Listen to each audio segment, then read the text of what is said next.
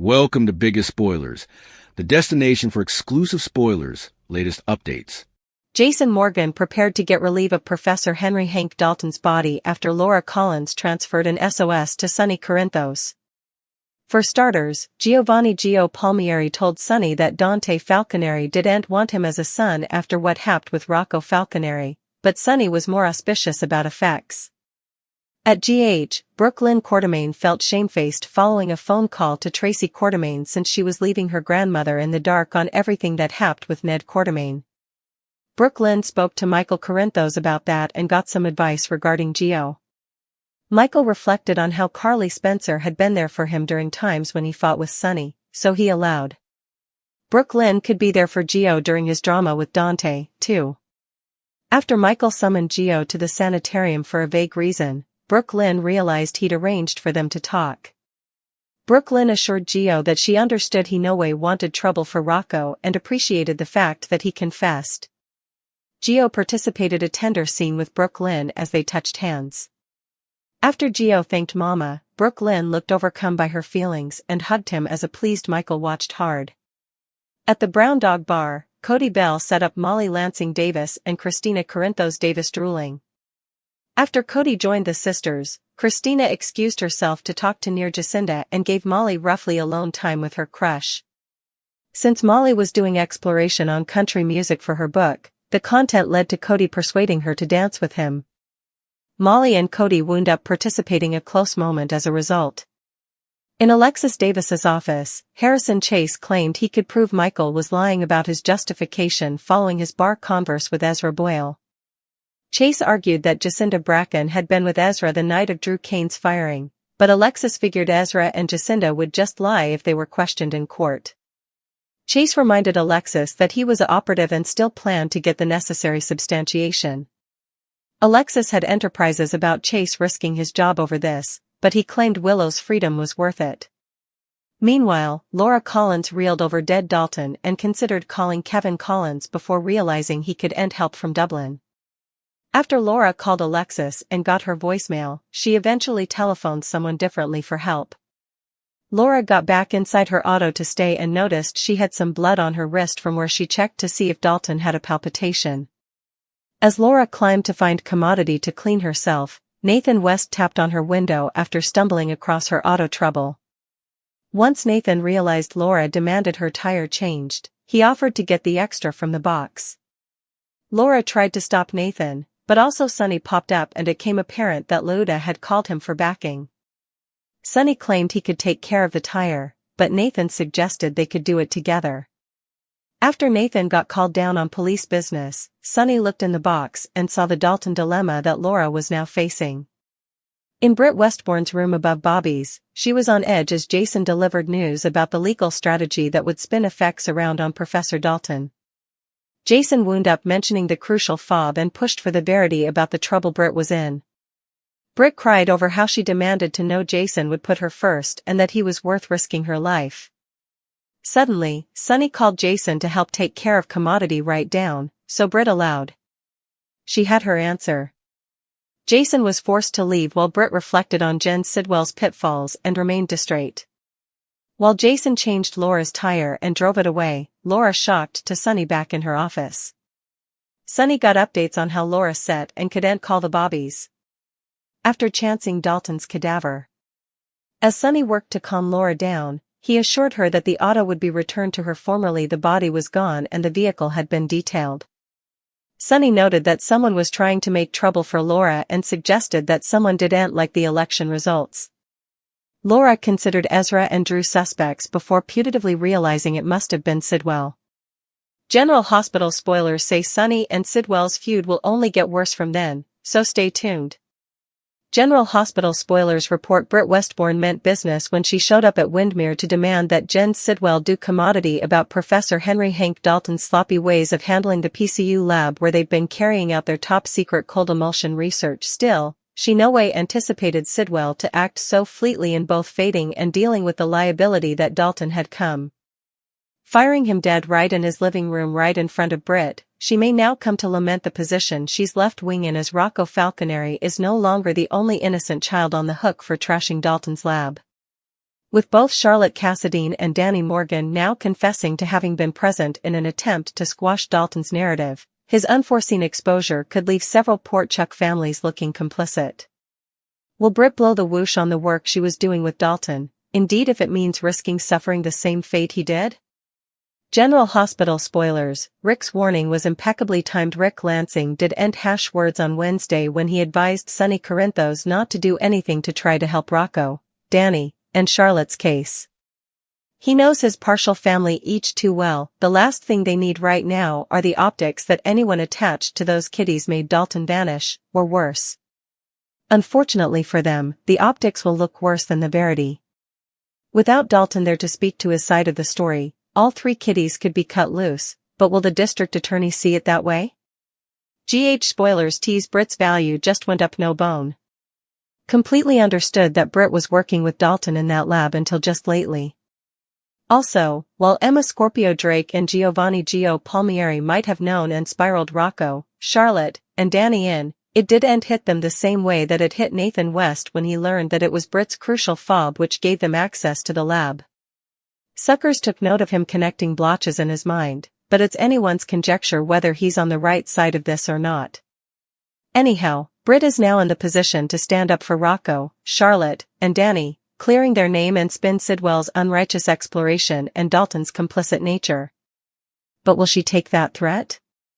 General Hospital spoilers. Britt saves the kiddies? A lot is riding on this for Britt. She went to Sidwell in expedience that he'd reel Dalton in and clean up the mess he made that intertwined Rocco.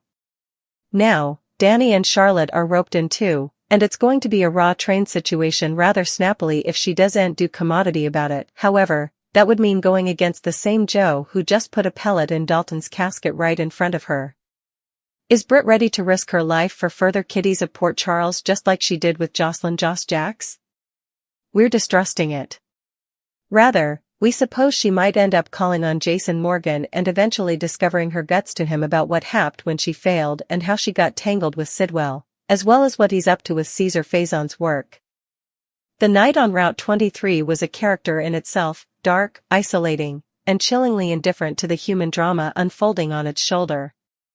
For Laura Collins, the transition from a frustrating flat tire to a full-blown nightmare was instantaneous. The trunk of her car, a mundane space for groceries and emergency kits, had been transformed into a coffin. The sight of Professor Henry Hank Dalton's body, contorted and lifeless, was a visceral shock that bypassed reason and tapped directly into primal fear. His appearance, deliberately ghastly, suggested a violence that was both personal and grotesque, a message written on a canvas of flesh. Her initial scream was pure reflex. What followed was a masterclass in silent horror. Her mind, a whirlwind of political calculations and maternal instincts, short-circuited. The threats she had made against him, the frustrated, heated words of a public figure pushed to the brink, now echoed in her mind with the resonance of a prophecy fulfilled. Her phone felt like 100-pound weight. Kevin Collins, her rock, was an ocean away in Dublin. A call to Alexis Davis went to voicemail, a small mercy that spared her from having to voice the unspeakable to one of her oldest friends. In that moment of absolute desolation, her finger landed on the one number that promised action over inquiry, solutions over scrutiny, Sonny Corinthos. The call was a fractured, tearful confession of a different kind. "I'm in trouble," was all she could manage, a vast understatement that Sonny, a man well-versed in trouble, immediately understood required his unique skill set. As she waited, the reality of her situation seeped into her consciousness like a stain. She noticed it on her wrist, a smudge of Dalton's blood, a dark, damning tattoo from where she had checked for a pulse. She scrambled, wiping it frantically on her coat, a futile attempt to erase the physical evidence of her connection to the crime.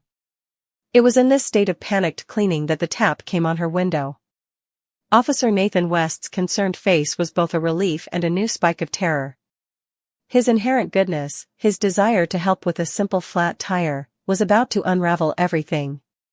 Just as Nathan moved to pop the trunk and retrieve the spare, a second shadow fell over the scene.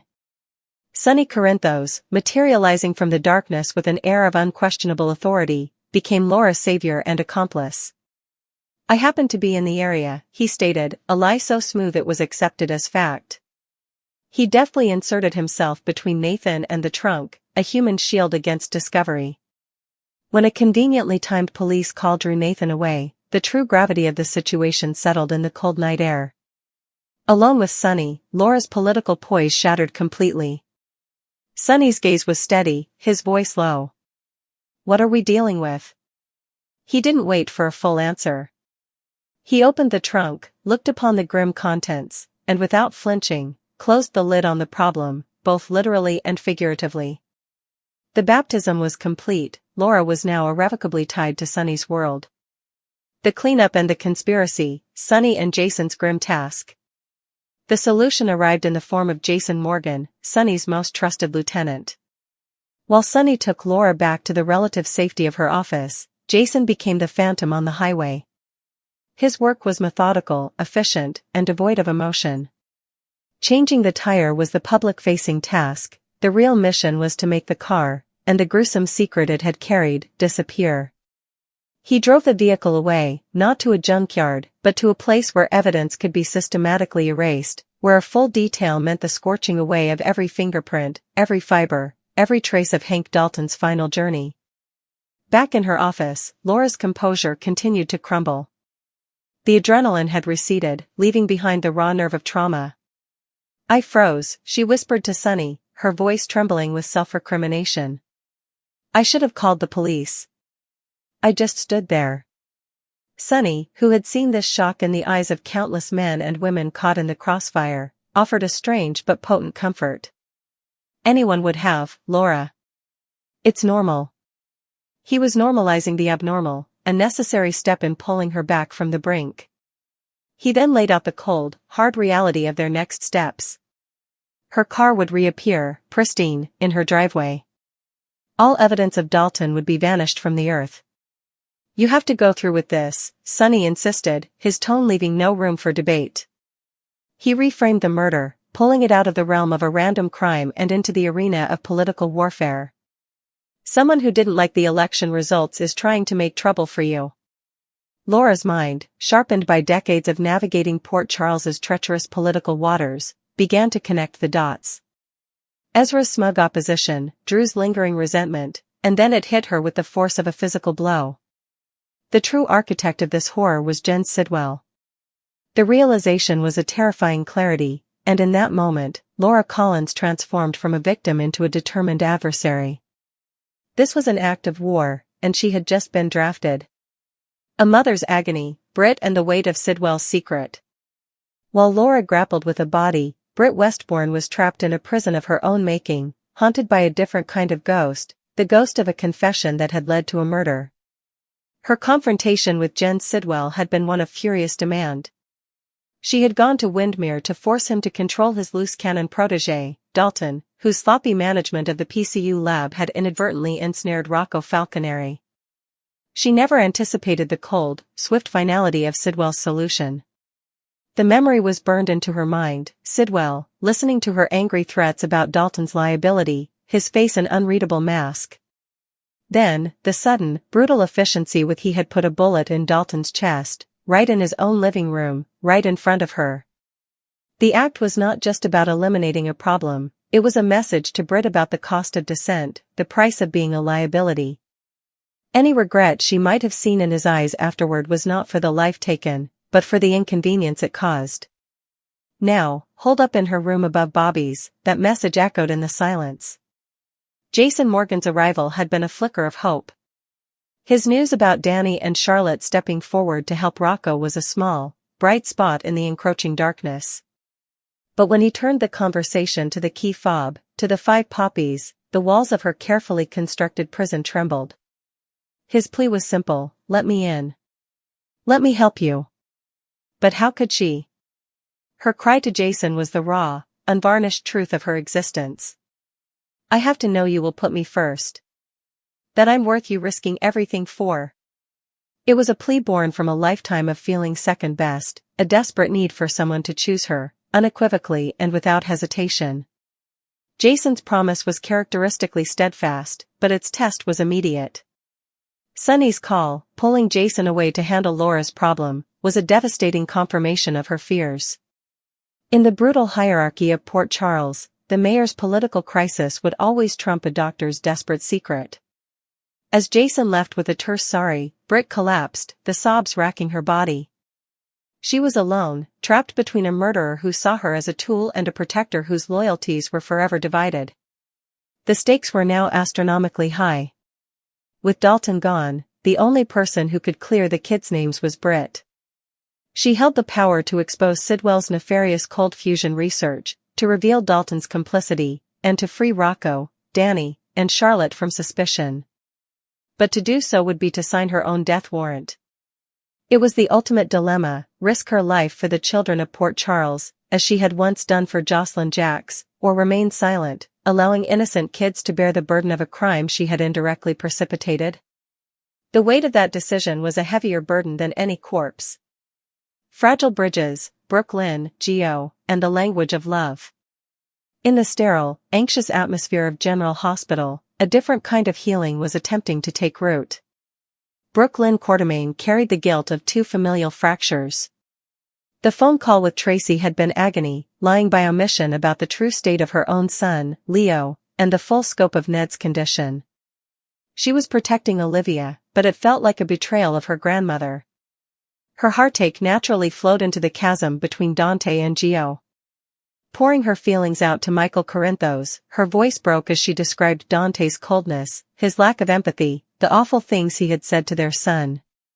"All I wanted to do was hold him," she confessed, the innate, maternal instinct clashing violently with the years of distance and formalities. Michael, drawing from the deep well of his own fractured history, became an unexpected source of wisdom. He spoke not as a Quartermain heir, but as a son who had navigated the minefield of a complicated relationship with Sunny. "It took time," he reflected, "and it took my mom being there, helping us both see clearly."